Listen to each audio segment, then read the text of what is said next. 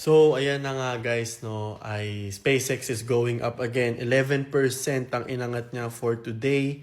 And makikita mo naman na ang layo na niya sa buying order natin, tulad ng kinol sa atin sa inner circle. So, around 30% up. Actually, 40% up na guys, no, pero late lang ako ng pasok.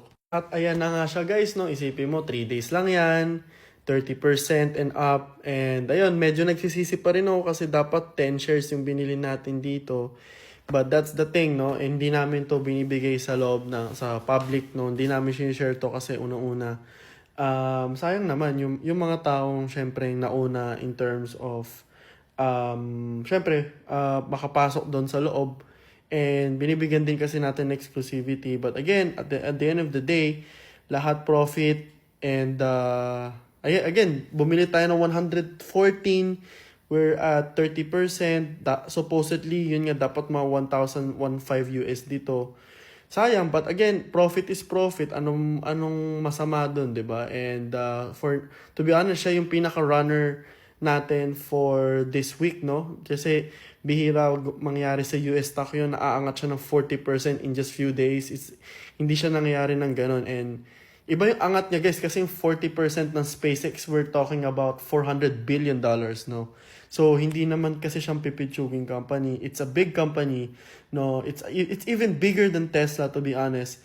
And that's why, of course, I'm very happy. I'm not sure, but hindi ako magte-take profit here. And currently, ang goal dito is 150 to 180. Diyan usually magsa-stabilize yan. Yung buying area, hindi na siya nabalikan as per TA ng analyst natin. But definitely, meron din tayong siguro merong another pullback din dito, which hindi rin namin sasabihin dito sa TikTok. Kasi syempre, sayang naman. Mahirap.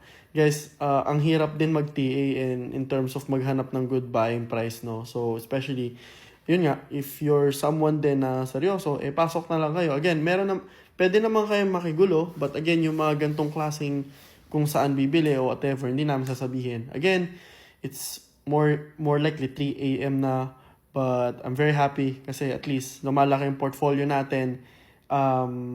Wala pa siya niyan sa Nasdaq. Yun yung malala. So, definitely, this is something that I would look forward kung babalik siya ng 200 or so. We'll see. But that's pretty much it for now. See you guys on the next one.